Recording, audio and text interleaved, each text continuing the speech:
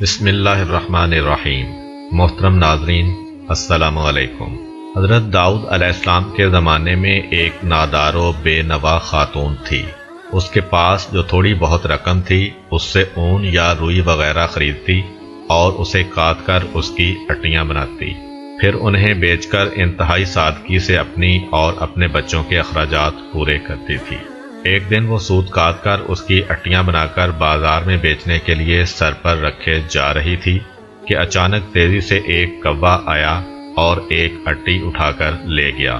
وہ بے سہارا خاتون بہت رنجیدہ ہوئی اور حیران و پریشان حضرت داؤد علیہ السلام کے پاس آئی، اپنے تنگ حالات بیان کیے اور کوے کے اٹی اٹھا کر لے جانے کا واقعہ بیان کرنے کے بعد عرض کیا، خدا کی عدالت کہاں ہے؟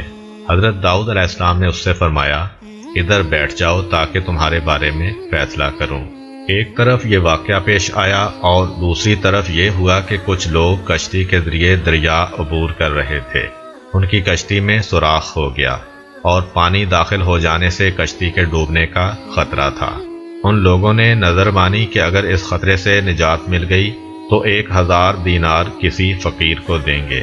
اللہ تعالیٰ نے ان پر لطف و کرم کیا اور اس کوے کی ڈیوٹی لگائی کہ وہ اس خاتون کی اٹی اٹھا کر کشتی میں لا پھینکے۔ کوے نے ایسا ہی کیا۔ ان لوگوں نے سود کی اس اٹی سے فائدہ اٹھایا، کشتی کا سوراخ اچھی طرح بند کیا اور ڈوبنے سے نجات پائی۔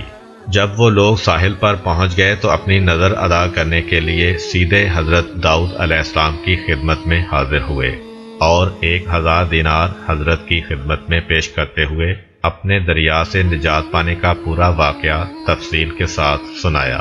حضرت داؤد علیہ السلام نے اس خاتون کے سامنے خدا کی حکمت و عدالت بیان کی اور وہ 1000 دینار اسے دے دیے۔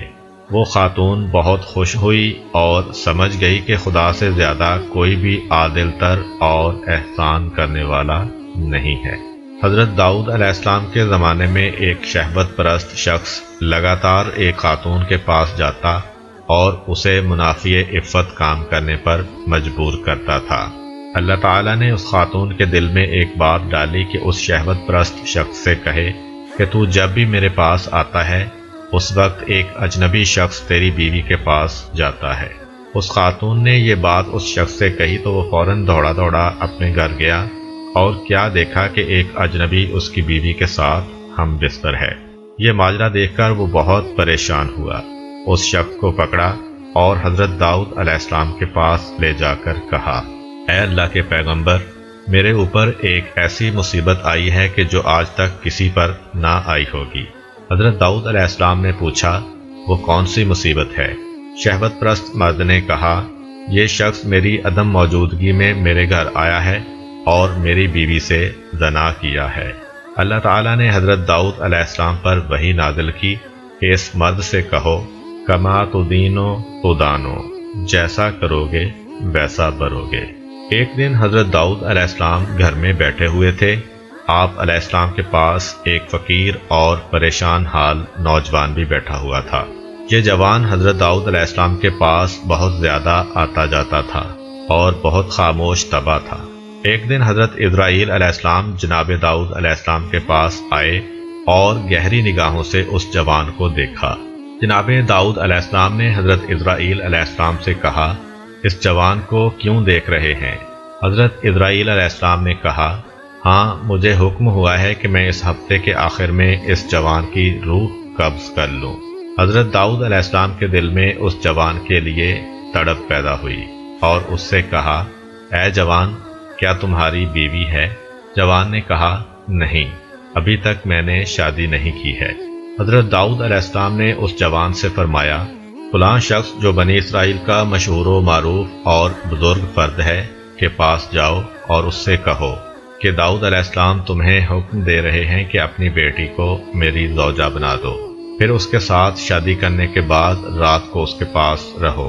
تمہارے زندگی بھر کے جتنے بھی اخراجات ہیں یہاں سے اٹھا کر لیتے جاؤ، البتہ 7 دن بعد دوبارہ میرے پاس آنا۔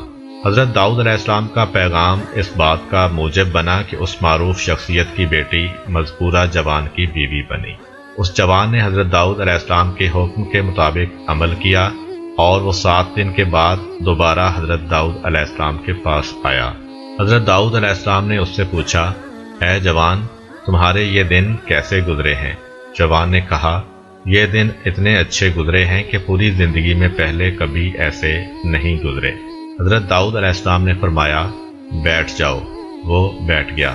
وہ کافی دیر وہاں رہا، لیکن حضرت اسرائیل علیہ السلام اس کے پاس نہ آئے۔ حضرت داؤد علیہ السلام نے اس جوان سے کہا، اٹھو اور اپنی زوجہ کے پاس جاؤ اور 7 دن کے بعد دوبارہ یہاں آنا۔ وہ چلا گیا۔ 7 دن گزرنے کے بعد وہ حضرت داؤد علیہ السلام کی خدمت میں حاضر ہوا۔ تیسری مرتبہ پھر حضرت داؤد علیہ السلام نے وہی حکم دیا۔ وہ 7 دن بعد پھر حضرت داؤد علیہ السلام کی خدمت میں حاضر ہوا۔ اس دوران میں جناب اسرائیل علیہ السلام تشریف لائے۔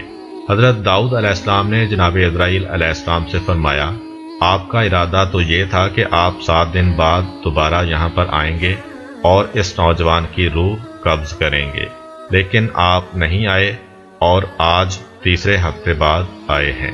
حضرت اسرائیل علیہ السلام نے کہا، اے داؤد علیہ السلام، اللہ تعالیٰ نے آپ کے رحم کرنے کی وجہ سے اس پر رحم کیا اور اس کی موت 30 سال تک مؤخر کر دی ہے۔ ایک دن خداوند متعال نے حضرت داؤد علیہ السلام پر وحی نازل کی کہ آپ خلادہ بنت اوس کے پاس جائیں، اسے بہشت کی خوشخبری دیں اور کہیں کہ وہ بہشت میں آپ کی ہم نشین ہے۔ حضرت داؤد علیہ السلام نے حکم خداوندی پر عمل کیا، خلادہ کے دروازے پر آئے اور دق الباب کیا۔ وہ دروازے پر آئیں اور دروازہ کھولا۔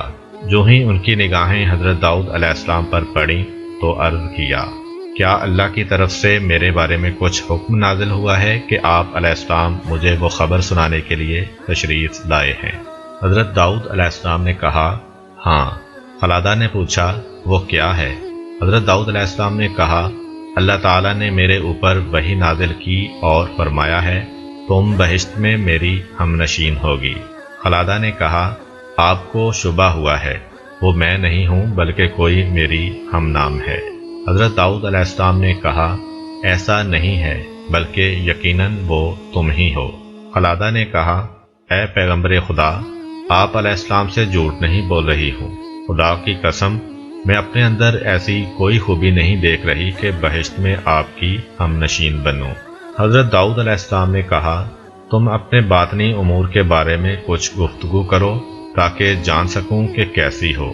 خلادہ نے کہا، میں ایک ایسی حالت کی مالکہ ہوں کہ مجھے جو بھی دکھ تکلیف ہو، خواہ نقصان ہو یا کوئی حاجت یا بھوک پیاس، میں نے کبھی اس کے رفع کرنے کے لیے خدا سے نہیں کہا، یہاں تک کہ وہ ذات خود ہی اسے رفع کر دیتی ہے، یعنی میں وہی پسند کرتی ہوں جو میرا محبوب پسند کرتا ہے، اور نہ ہی خدا سے میں ان مشکلات اور نقصانات کے عوض